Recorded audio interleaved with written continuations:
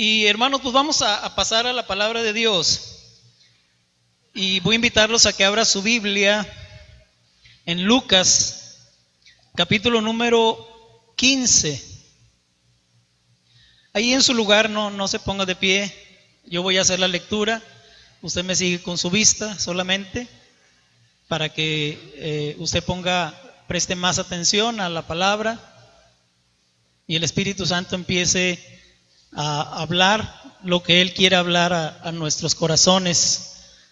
Quizá a cada uno en lo particular nos hablará de maneras distintas, o algún versículo, por algún versículo diferente nos hablará a cada uno, ¿verdad? Porque el Señor trata de manera personal con cada uno de nosotros.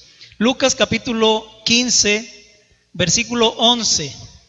Leo a partir del 11 hasta el 20. Dice: también dijo: un hombre tenía 2 hijos, y el menor de ellos dijo a su padre: Padre, dame la parte de los bienes que me corresponde. Y les repartió los bienes. No muchos días después, juntándolo todo, el hijo menor se fue lejos a una provincia apartada, y allí desperdició sus bienes viviendo perdidamente.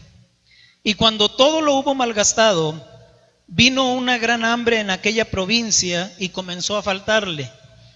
Y fue y se arrimó a uno de los ciudadanos de aquella tierra, el cual le envió a su hacienda para que apacentase cerdos. Y deseaba llenar su vientre de las algarrobas que comían los cerdos, pero nadie le daba. Y volviendo en sí dijo: ¿cuántos jornaleros en casa de mi padre tienen abundancia de pan, y yo aquí perezco de hambre? Me levantaré e iré a mi padre, y le diré: Padre, he pecado contra el cielo y contra ti. Ya no soy digno de ser llamado tu hijo. Hazme como uno de tus jornaleros. Y levantándose, vino a su padre. Y cuando aún estaba lejos, lo vio su padre, y fue movido a misericordia, y corrió, y se echó sobre su cuello, y le besó. Padre, bendícenos a través de tu palabra, mi Dios. Háblanos por tu Espíritu Santo, Señor, a lo profundo de nuestro corazón. Que podamos, Señor, como ovejas tuyas que somos, reconocer tu voz. Pero no solamente reconocerla, sino también seguirte. Haz esa obra, Señor, te lo ruego, en cada uno de nuestros corazones. Te lo suplico en el nombre de Cristo Jesús. Amén. John Wilmot, segundo conde de Rochester, dijo en una ocasión: antes de casarme tenía 6 teorías sobre la crianza de los hijos. Hoy tengo 6 hijos y ninguna teoría. Y es que, hermanos, los que somos padres sabemos que no es nada fácil la crianza de los hijos. Sobre todo si tomamos en cuenta que como varones, los varones que somos padres de familia, que como varones somos los principalmente responsables ante Dios y ante la sociedad de la formación de nuestros hijos.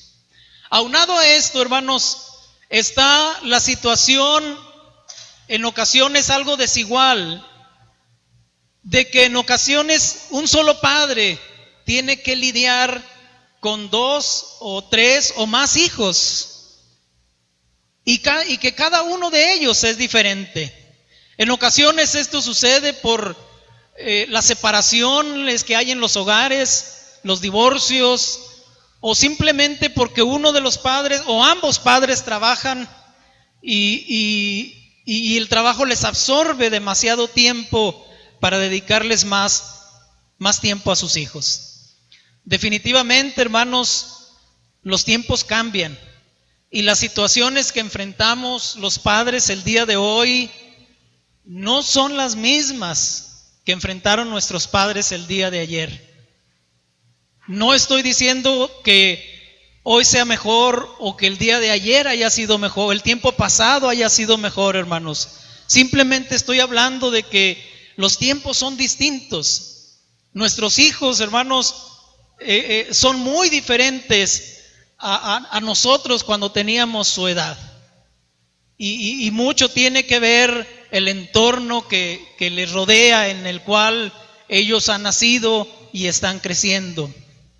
Hace poco vi un libro, no lo he leído, pero vi la portada de un libro que se llama Hijos tiranos, padres obedientes.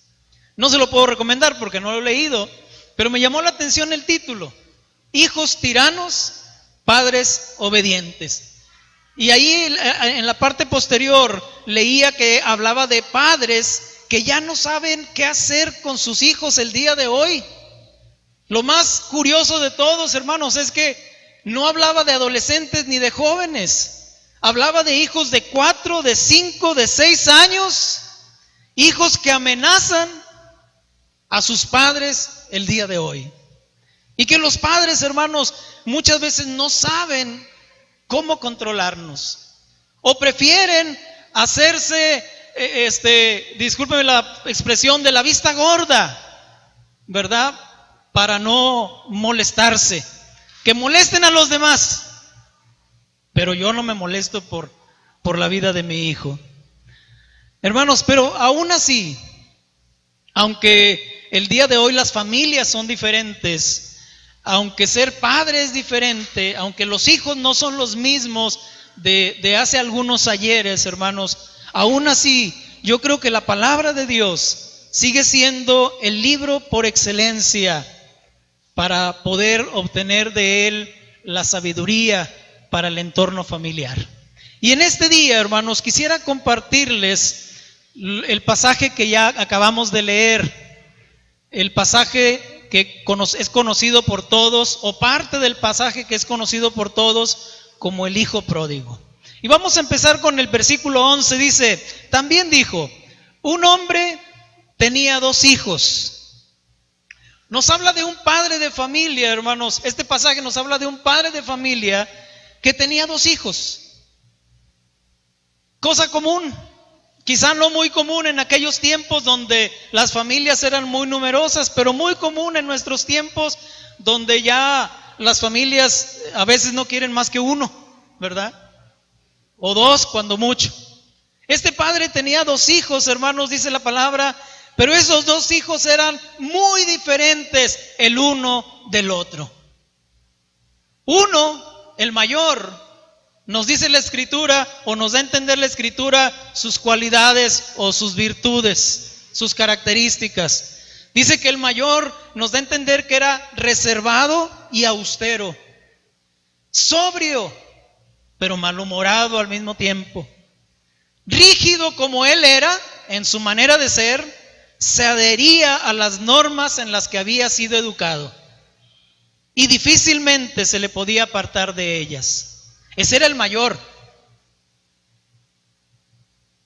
A veces quizá el hecho de que como padres primerizos nos abocamos a ser más rígidos y más duros con el primogénito, quizá era la razón por la cual este joven, el mayor, había crecido de esta manera. Este era su carácter, su manera de ser.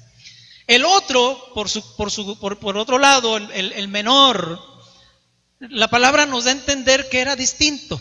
Este era frívolo e inquieto, era impaciente, era vago y al parecer era libertino, deseoso de hacerse de la herencia para vivir la vida a su manera, o como dicen los jóvenes el día de hoy, living la vida loca. Esa era la idea de este joven, de este hijo más joven, del menor de los 2. Así es que, y el enfoque de esta parábola, hermanos, aunque están ambos hijos, primeramente se enfoca en el menor. En toda la primera parte no aparece el mayor hasta ya la parte final. Así es que vamos a enfocarnos primeramente, o vamos a enfocarnos en este momento, en esta hora, en el hijo menor. El versículo 12 dice: y el menor de ellos dijo a su padre: Padre, dame la parte de los bienes que me corresponde. Y el padre le repartió los bienes. Note usted, hermano, notemos, hermanos, notemos bien este versículo, esta palabra. El hijo menor no negocia, no trata de convencer a su padre, no trata de llegar a un acuerdo con su padre respecto a la herencia. Es más, ni siquiera es capaz de esperar a que su padre fallezca. Más bien, como que le reclama o le exige a su padre la parte de su herencia que le corresponde, como si el padre le debiera algo a su hijo.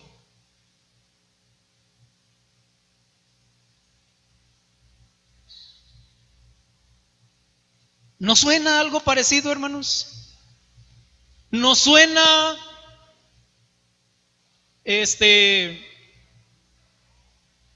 algo conocido?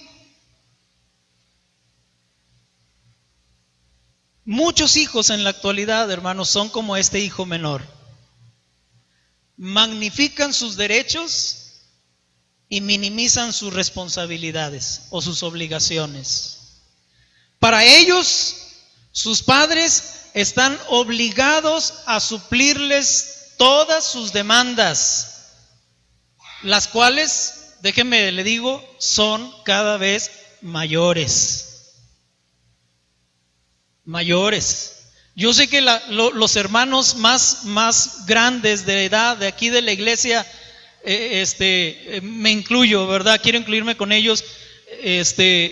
Nos contentábamos con un carrito, con un valero, con un yoyo, con un trompo. Los hijos del día de hoy, hermanos, no quieren cosas de esas. Ellos quieren cosas grandes, cosas costosas, cosas tecnológicas, electrónicas. Ya no les satisfacen las mismas cosas que a los jóvenes de antes o a los niños de antes. Y no solamente, hermanos, son más demandantes el día de hoy, sino que si no les concedemos lo que nos están demandando, nos tendremos que conformar con escuchar sus reclamos. ¿Para qué me tuviste? Yo no te pedí que me trajeras al mundo. ¿Lo ha escuchado? No levante la mano. Si quiere, nada más sonríase. Pero hemos escuchado esas frases en nuestro hogar, hermanos. ¿Para qué me trajiste? Yo no te pedí que me trajeras al mundo. Así es que tú tienes la obligación de suplir mis demandas. Ahora yo me pregunto, hermanos, yo me hago esta pregunta: ¿para qué querría este joven su parte de la herencia? La Biblia no nos dice cuántos años tenía, pero dice que era el menor. Pero ¿para qué querría este joven su parte de la herencia? Si estando en casa tenía todo. Todo lo que podía necesitar lo tenía en casa. Yo puedo hablar de 3 cosas por las cuales posiblemente este joven quería su herencia. En primer lugar, estaba cansado de obedecer a su padre y deseoso de alcanzar la falsa libertad. En segundo lugar, pudiera pensar en que él deseaba escapar de la vigilancia de su padre. Y en tercer lugar, quería valerse por sí mismo, administrando sus propios recursos. Yo no sé, hermanos, si los jóvenes de hoy piensan de manera similar. Pero a veces pensamos, hermanos, que la felicidad la vamos a obtener cuando tengamos todo lo que querramos. Pero conforme vamos envejeciendo, hermanos, nos damos cuenta que esto no es verdad. La felicidad no se alcanza al tener todas las cosas que queremos, que anhelamos. La felicidad no es el resultado, hermanos, de obtener todo lo que queremos. La verdadera felicidad se encuentra en valorar lo que ya tenemos. Esa es la verdadera felicidad. Valorar lo que tienes, no andar mirando lo que tiene el otro y anhelar o querer lo que el otro tiene, sino valorar lo que tenemos, sea poco, sea mucho.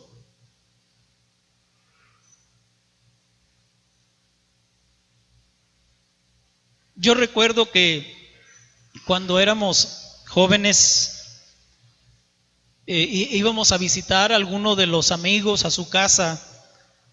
La casa del amigo siempre nos parecía mucho más bonita, mucho más grande, mucho más lujosa que la nuestra, aunque no fuera verdad.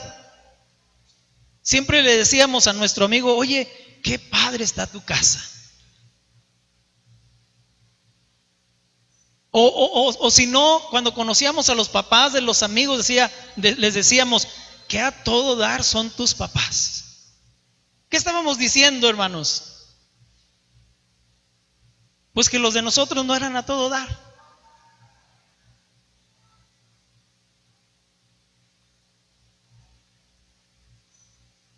Alguien dijo en una ocasión: le pedí a Dios todas las cosas para poder disfrutar de la vida, y Dios me dio la vida para que disfrutara de todas las cosas.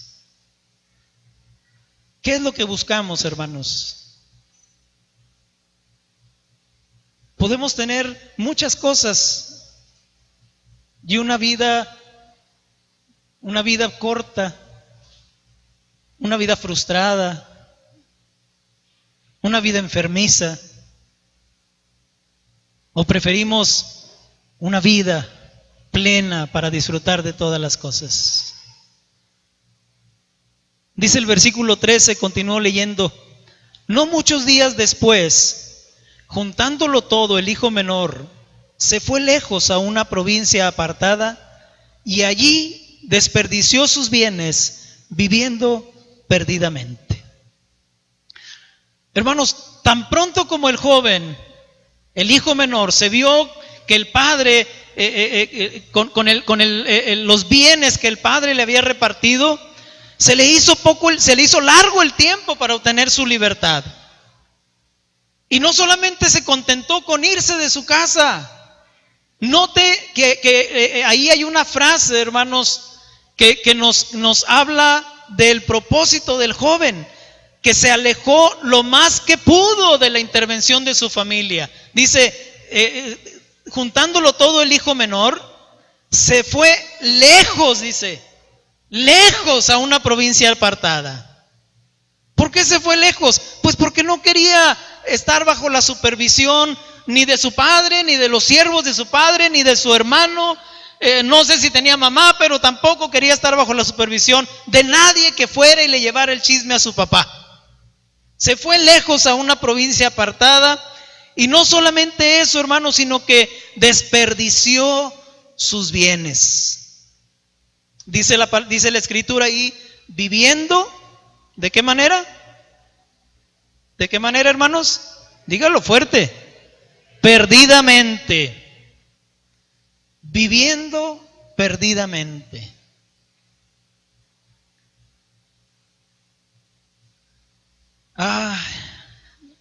La juventud, hermanos. Juventud que ya nos tocó vivir a nosotros también.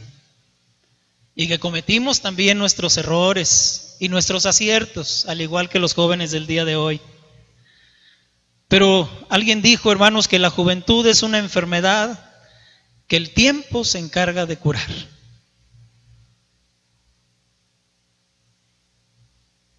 Sucedió finalmente lo que tenía que suceder. Al vivir, al malgastar sus bienes, viviendo perdidamente, hermanos, dice el versículo 14, y cuando todo lo hubo malgastado, vino una gran hambre a aquella provincia y comenzó a faltarle. Y como le faltaron sus bienes, pues le faltaron también los amigos, porque es normal. Cuando tenemos, hermanos, estamos rodeados, ¿verdad? Gente, nos salen parientes por todos lados, como vemos en las noticias, ¿verdad? Se muere fulanito de tal, famoso, y Y sale, oiga, ¿cuántos hijos tenía? Hasta el que ni era casado, hasta el que pensábamos que era homosexual. ¿Cuántos hijos le salen por todos lados? Pero este joven perdió todo y perdió también sus amigos. Dice el versículo 15, y fue y se arrimó a uno de los ciudadanos de aquella tierra, el cual envió a su hacienda para que apacentase cerdos. Y deseaba llenar su vientre de las algarrobas que comían los cerdos, pero nadie le daba. Hermanos, me dirijo a los adultos, pero yo sé que los adultos tenemos ya cierto conocimiento de esta situación, quizá en ocasiones por experiencia, pero me dirijo principalmente a los jóvenes. Jóvenes, la vida siempre nos cobra la factura. Siempre. Siempre. Y así, hermanos, como vemos a este joven, esa es la manera como el diablo le paga a los que le sirven. A los que viven perdidamente, como dice aquí la palabra. Tarde o temprano. Quizá en ocasiones podemos escudarnos en el sentido de que hice algo no correcto y nada me sucedió. Y creemos que seguimos haciendo lo incorrecto y nada nos sucede. Y pensamos, hermanos, que cuando Dios habla de culpabilidad y cuando Dios habla de juicio, es algo que a lo mejor no es verdad, a lo mejor es una exageración. Pero déjeme decirle que no es así. Los juicios de Dios son perfectos, son rectos, son a su tiempo. Y si juicio de Dios no ha venido sobre alguna de nuestras vidas, hermanos, es porque Dios tiene paciencia para con nosotros. Pero el diablo siempre, siempre pagará de la misma manera a los que le sirven. Porque la paga del pecado es muerte. Eclesiastés, el capítulo que leímos o los versículos que leímos al principio, dice Eclesiastés 11:9, alégrate, joven, en tu juventud y tome placer tu corazón. Y anda en la vista de tus ojos, en los deseos de tu corazón. Pero quiero que sepas que de todas las cosas te juzgará Dios. Todos vamos a ser juzgados, hermanos. Gálatas 6, versículos 7 y 8 dice que todo lo que el hombre sembrare, eso también segará. Y yo creo que en la siembra y la cosecha es donde deberíamos centrar nuestra atención, hermanos. No esperemos que Dios nos envíe un rayo porque acabamos de hacer algo malo. No, hermanos. La semilla tarda en dar su fruto. Si sembramos para bien, el fruto será buen fruto. Pero si sembramos para lo malo, para la carne, como dice ahí la palabra, también segaremos a su tiempo. No inmediatamente, hermanos, pero a su tiempo segaremos. Versículo 17 dice, y volviendo en sí, dijo, ¿cuántos jornaleros en casa de mi padre tienen abundancia de pan y yo aquí perezco de hambre? Fue en el momento, hermanos, en que se dio cuenta.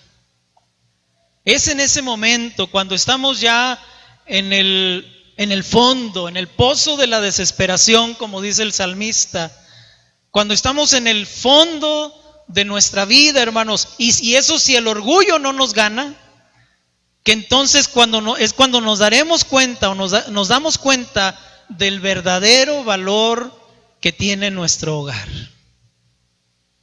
¿Cuántos jóvenes? Aquí sí quiero pedirles que levanten la mano. ¿Cuántos jóvenes están aquí ahorita que no son de aquí de Monterrey?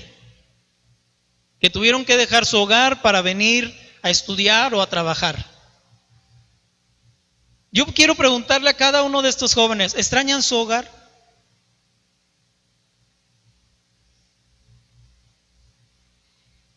Claro que extrañamos nuestro hogar. Los demás a lo mejor no hemos llegado a ese punto, hermanos, porque ahí estamos, en casita. Pero cuando estamos fuera de casa, y sobre todo por mucho tiempo, no estoy hablando de unas vacaciones, estoy hablando por motivos de necesidad y por mucho tiempo, hermanos, ahí es cuando apreciamos nuestra casa. Ahí es cuando aprecias tu hogar, ahí es cuando aprecias tu cama, ahí es cuando aprecias el cariño de tus padres. Esos padres que ya no quieres que te den un beso delante de los demás, ahí es cuando quisiéramos tener a nuestros padres y que nos dieran un beso. Ahí es cuando extrañamos un plato de sopa caliente. Y déjeme decirle que hasta los regaños los extrañamos. ¿Sí o no? Esos regaños que aborrecemos ya de nuestros padres, cuando estamos lejos, los extrañamos. Hasta eso extrañamos.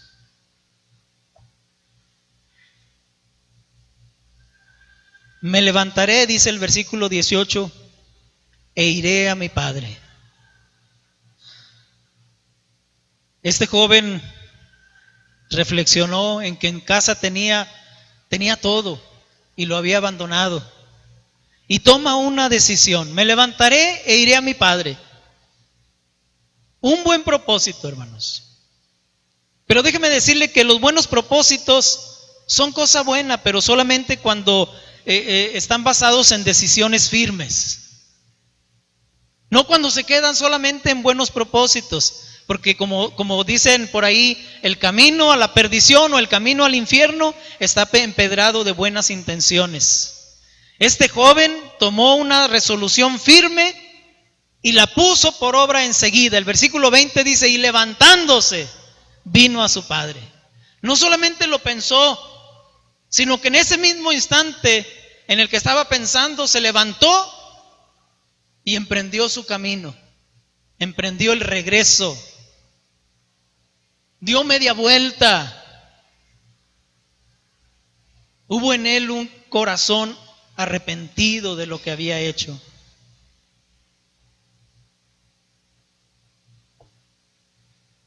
Me levantaré e iré a mi padre y le diré: Padre, he pecado contra el cielo y contra ti.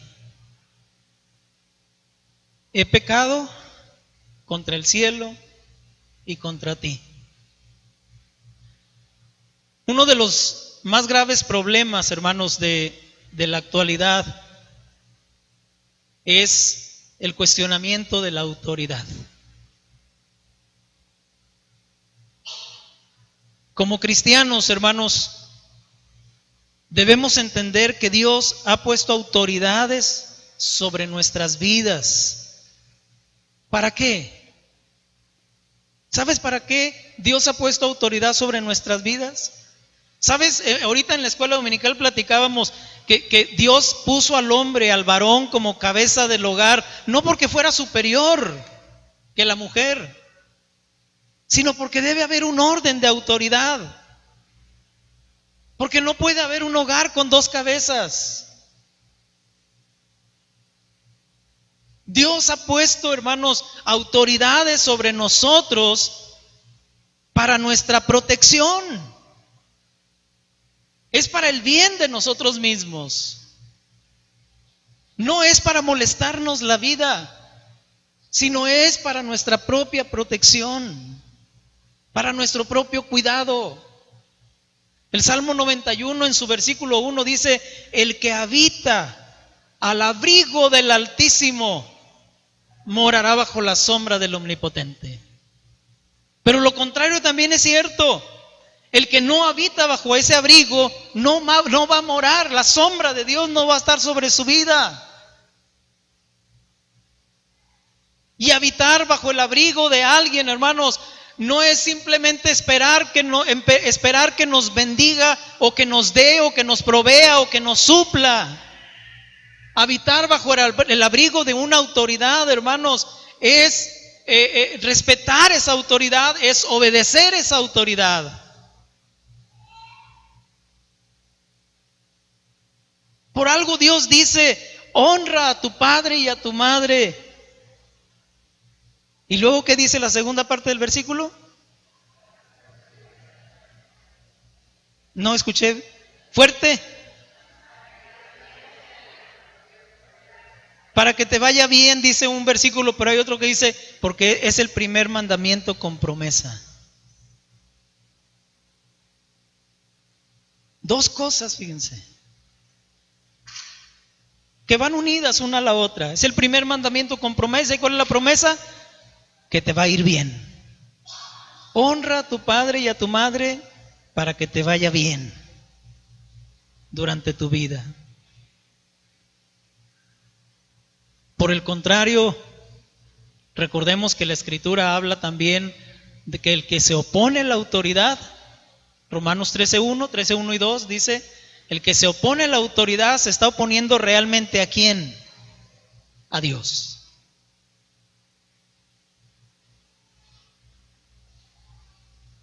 Dice el versículo 19 que cuando este joven iba de regreso a su padre, iba pensando lo que iba a decirle, qué palabras, de qué manera se iba a presentar ante su padre. Y el versículo 19 dice estas palabras: ya no soy digno de ser llamado tu hijo, hazme como uno de tus jornaleros. ¿Qué le parece la petición de este hijo?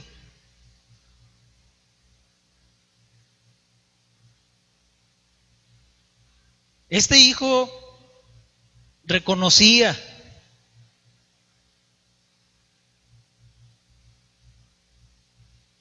que el no cumplir con sus obligaciones había anulado sus derechos, o al menos eso pensaba.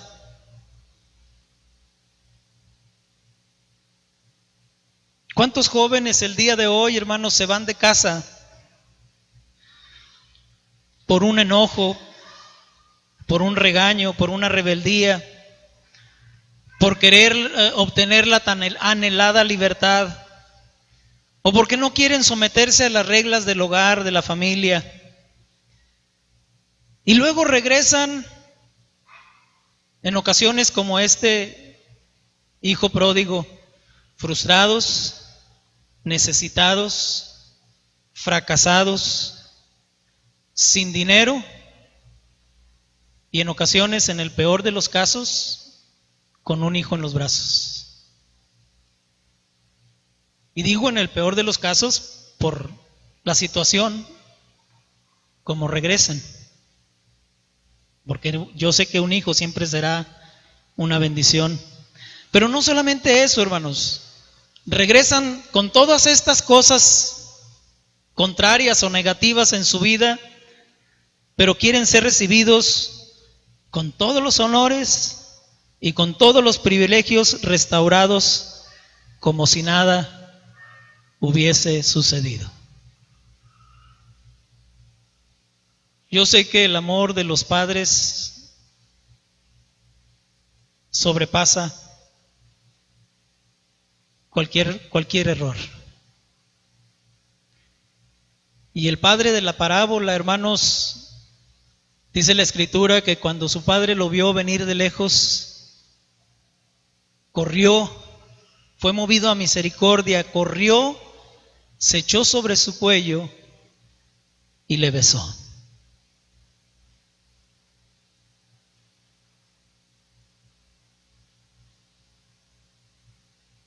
Y quiero terminar aquí, hermanos.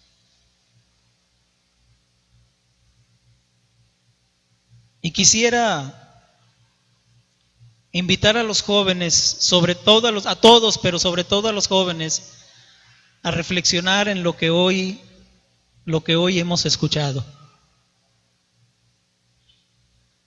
Yo quiero pedirles a todos los jóvenes que se pongan de pie. Jóvenes solteros. Quiero hablar a los jóvenes solteros.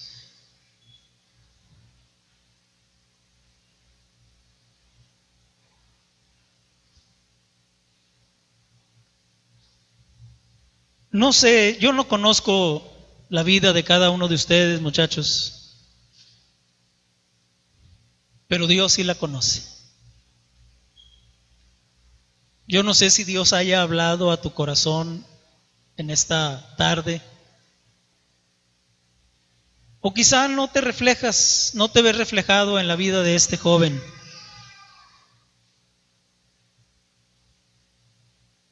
Pero si somos conscientes, muchachos, yo creo que a todos nos habla esta parábola, a todos. Y yo quiero preguntarte, ¿no crees que es el tiempo de que vuelvas en ti? El tiempo de que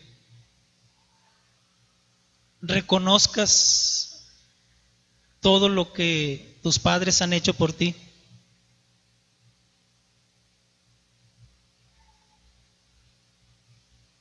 No solamente en cuanto a trabajar para suplirte tus necesidades. Algunos de ustedes quizá carecen de uno de los padres, de uno de sus padres. Y hay una persona, papá o mamá, que los ha cuidado hasta el día de hoy, que estaría dispuesto o dispuesta a dar su vida por ustedes, y que merece de nosotros, de ustedes, la honra.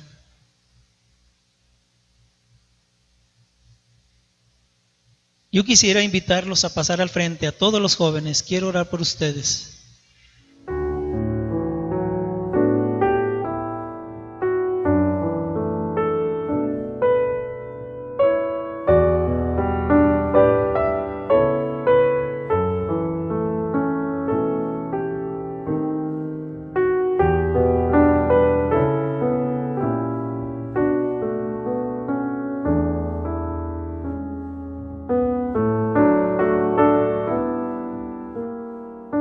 Yo quiero invitar a los adultos que deseen,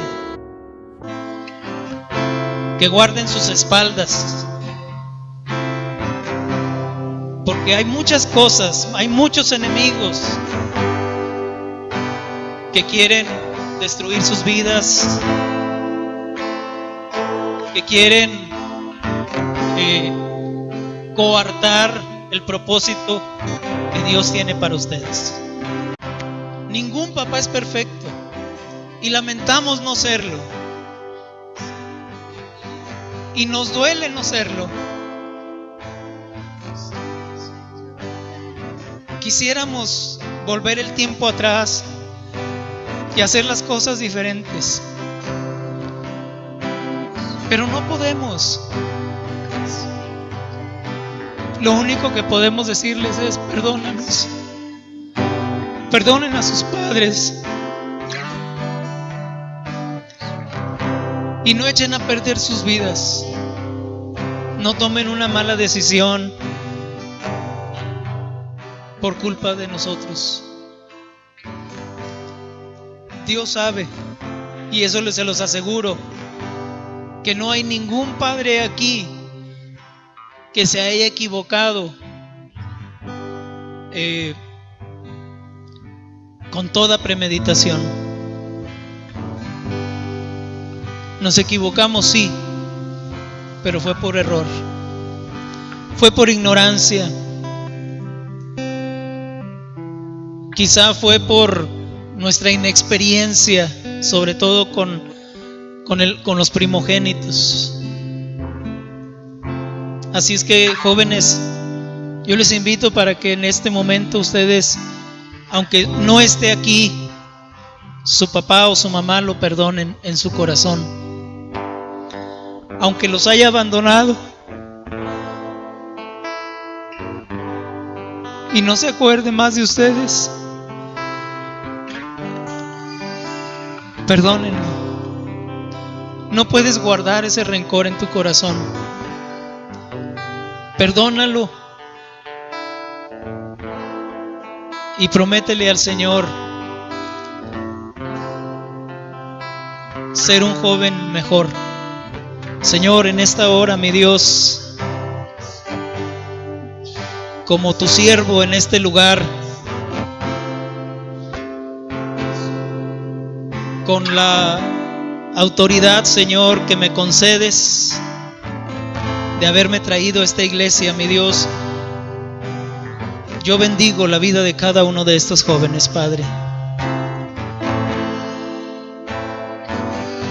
Yo creo y declaro, Señor, que sus corazones son rectos delante de ti. Quizá no sean perfectos tampoco, mi Dios, porque ninguno somos perfectos. Solamente hay uno perfecto, que es Dios. Pero sus corazones te aman.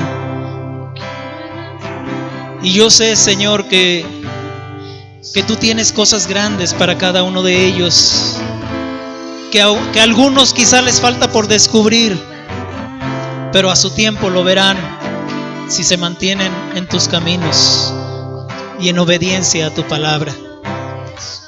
Los bendigo, Señor, grandemente. Bendigo sus vidas, sus estudios, sus trabajos. Bendigo la relación de ellos con sus padres y con sus hermanos. Bendigo, Señor, sus familias. Y te doy gracias, Señor, porque están aquí. Porque pudiendo estar en cualquier otro lugar, Señor, están aquí. Y yo sé que tu palabra y tu espíritu, Señor, están obrando día con día, Señor, poco a poco, Señor, en sus vidas, perfeccionándoles para ser mejores, mejores aún que nosotros, la generación anterior. Ese es mi petición, Señor, ese es mi anhelo, ese es mi deseo, Padre, que sean mejores cristianos que nosotros y que conformen una mejor iglesia que la que nosotros conformamos el día de hoy. Te lo suplico, Señor. Muchachos, que Dios les bendiga. Deleítate a sí mismo en Jehová y Él te concederá las peticiones de tu corazón. Créelo. Que Dios les bendiga, hermanos.